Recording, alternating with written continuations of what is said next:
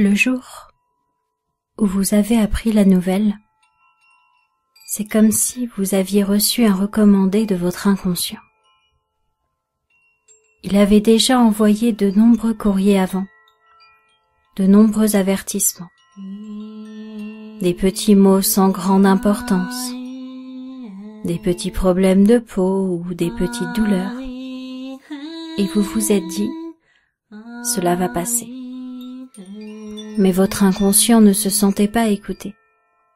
Je ne prétends pas vous guérir du cancer, mais vous aider à découvrir le message de cette maladie. Peut-être n'avez-vous pas respecté votre vie, peut-être vous êtes-vous mal nourri. Ce que je sais, c'est que vous pourriez profiter de cette séance pour appuyer sur la touche pause, vous accorder ces quelques minutes qui peuvent vous aider à déchiffrer ce fameux recommandé. Si j'ai créé cet enregistrement, c'est parce que le cancer se répand, que l'hypnose est un excellent instrument pour aider un maximum de gens. Alors vous pouvez vous installer confortablement et fermer les yeux lentement, à moins que vous préfériez fermer les yeux d'abord et vous sentir confortable après. Peu importe à quelle vitesse vous allez vous détendre. La seule chose importante, c'est le degré de confort que vous allez atteindre. Vous pourriez d'ailleurs imaginer une télécommande vous permettant d'intensifier le volume de bien-être en appuyant simplement sur la touche plus de confort. Tandis qu'une partie de vous profite de ce moment pour lâcher prise, une autre partie de vous pourrait imaginer l'intérieur de votre corps comme dans le dessin animé « Il était une fois la vie ». Vous savez, avec ces milliers de petits bonhommes chargés de votre survie.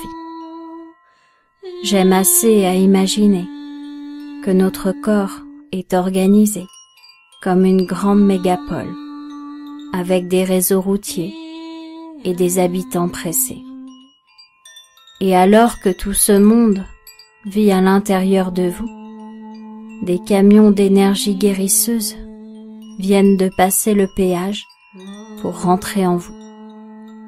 Pendant que chacune de vos cellules les accueille, j'aimerais vous raconter une histoire qui n'est pas encore arrivée, dans un futur proche ou lointain.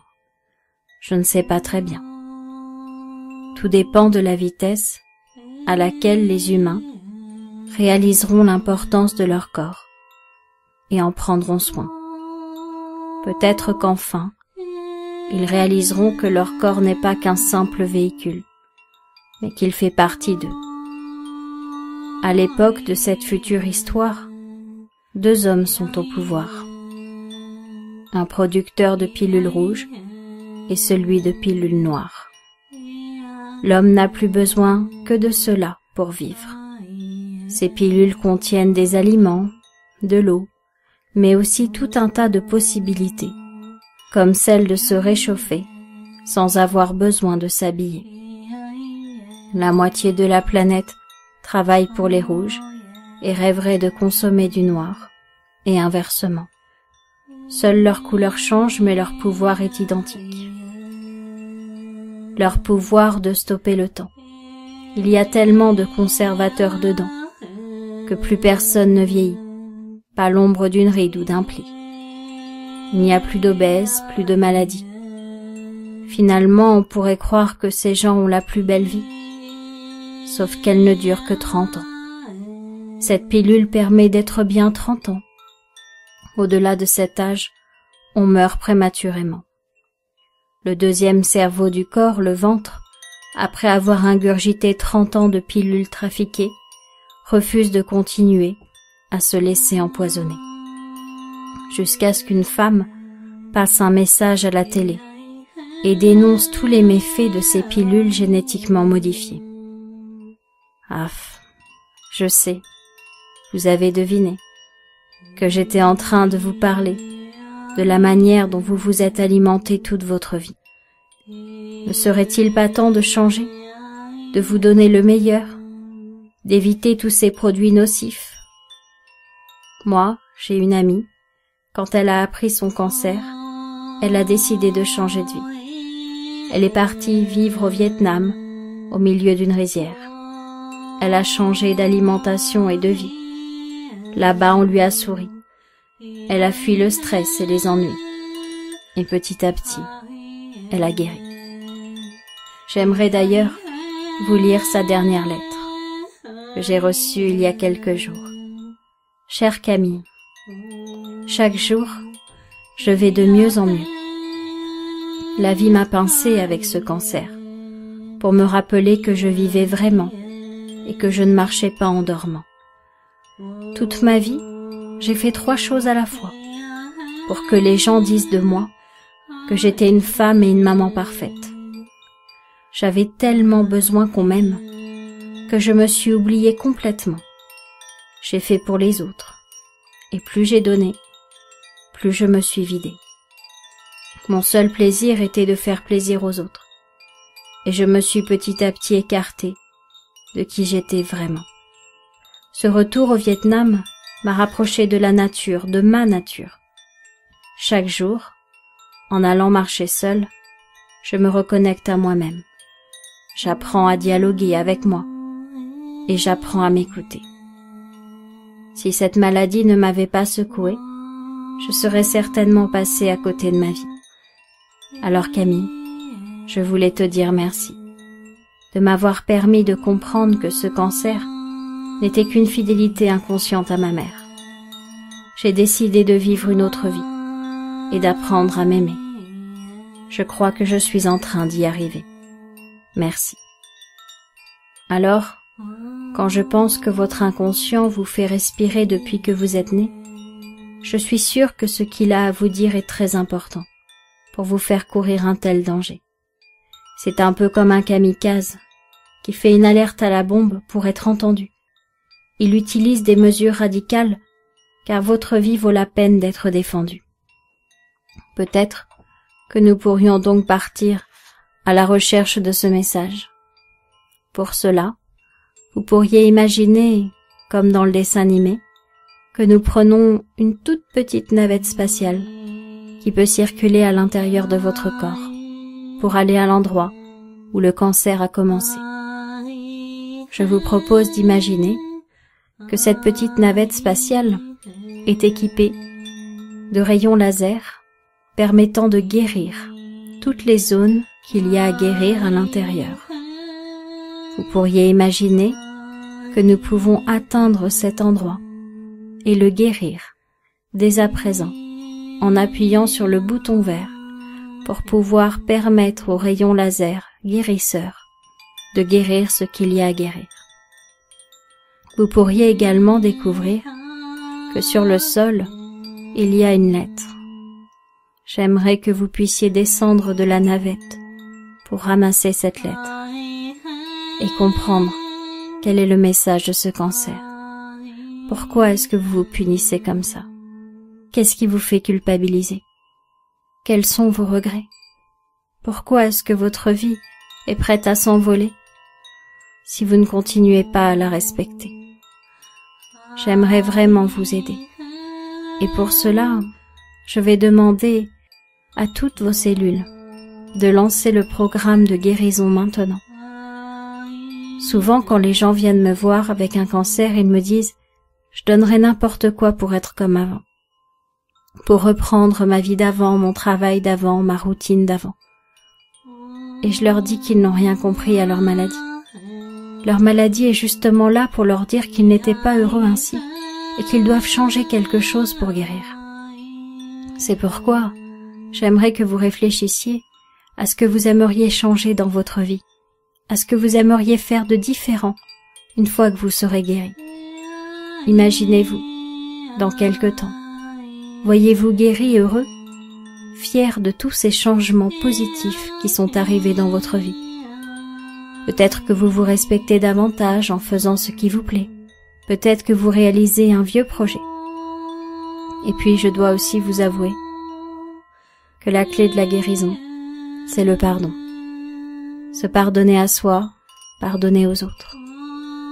Alors peut-être que, suite à cette séance, vous pourriez écrire ce que l'on appelle des lettres symboliques. Ce sont des lettres que vous adressez à une seule personne, qu'elle soit vivante ou décédée, et à laquelle vous mettez tout ce que vous ressentez. D'abord le négatif, la colère, la tristesse, l'injustice, l'impuissance. Et ensuite, si vous pouvez, vous terminez par du positif, ou en tout cas vous pardonnez. Parce que pardonner à cette personne, c'est vous délivrer de cette souffrance. Votre inconscient va donc commencer à faire tous les changements nécessaires pour que vous puissiez guérir et comprendre et avancer et changer de vie. Vous pourriez imaginer cette partie de vous qui est en train de guérir. Peut-être voyez-vous une belle lumière guérisseuse qui l'entoure, la réchauffe. Et à chaque fois que vous écouterez cet enregistrement, vous pourrez intensifier ce sentiment de guérison. Votre inconscient va pouvoir inverser le processus. Il va pouvoir guérir tout ce qu'il y avait à guérir. Je sais qu'il est capable de le faire. Quand vous étiez dans le ventre de votre mère, il a réussi à créer toutes vos cellules. Il a réussi à créer tous ses organes. De presque rien, il a réussi à tout développer. Il se souvient comment il a fait. Il peut réparer, reformer. Il peut tout faire, à condition qu'il se sente entendu, à condition qu'il se sente aimé. Alors, non seulement à chaque fois que vous allez entendre cet enregistrement, vous allez pouvoir visualiser la guérison de votre corps, mais en plus vous allez visualiser l'après-guérison, quand vous ferez enfin ce pour quoi vous êtes fait, quand vous vous écouterez, respecterez votre nature. Voyez tout ce que ça va changer dans votre vie. Voyez-vous heureux, guéri. Voyez-vous entouré de gens que vous aimez, tellement heureux de voir que vous avez guéri. Tout est possible. Vous vous souvenez, dans la Bible, à un endroit, une personne vient voir Jésus et lui demande si Jésus peut le guérir. Et Jésus lui dit, « Est-ce que tu crois que je peux te guérir ?» La personne lui répond, « Oui, je le crois. » Alors si tu le crois, tu guériras. Et vous, c'est pareil. 100% des guéris ont cru en leur guérison. Alors croyez que vous allez guérir. Et demandez-vous pourquoi est-ce que ça vous arrive. Même si c'est quelque chose d'héréditaire, de génétique, il y a forcément une raison. Si c'est une fidélité inconsciente, vous pouvez la couper. Vous avez le droit de sauver votre vie. Vous avez le droit de la vivre autrement, d'être le héros de votre vie. C'est pourquoi je vais remercier votre inconscient, de guérir tout ce qu'il y a à guérir. Chaque soir, avant de vous endormir, vous allez visualiser cette petite navette spatiale à l'intérieur de vous, qui vient déverser de l'amour et de la guérison partout où vous en avez besoin. Et bien sûr aussi du pardon. Vous allez sentir que les choses sont en train de changer, que votre santé s'améliore jour après jour. Vous allez prendre conscience qu'il y a des choses à changer dans votre vie, des choses à améliorer pour être vraiment heureux, pour écouter cette personne à l'intérieur de vous, qui est l'enfant que vous avez été. Il a besoin d'être aimé, d'être écouté. Il a besoin que vous l'aidiez à réaliser ses rêves. Il a besoin que vous pensiez à lui, avant de penser aux autres. Oui, c'est cela que votre enfant intérieur vous réclame aujourd'hui, de l'attention et de l'amour. Je suis sûre que depuis que vous avez découvert cette maladie, vous avez pris plus de temps avec vous-même, ne serait-ce que dans les salles d'attente des médecins. C'est ce temps avec vous-même dont vous avez besoin. Vous avez besoin de temps et d'amour pour vous-même, d'attention et de soins. Votre inconscient va donc faire tous les changements nécessaires. Je le remercie vraiment de vous aider à guérir.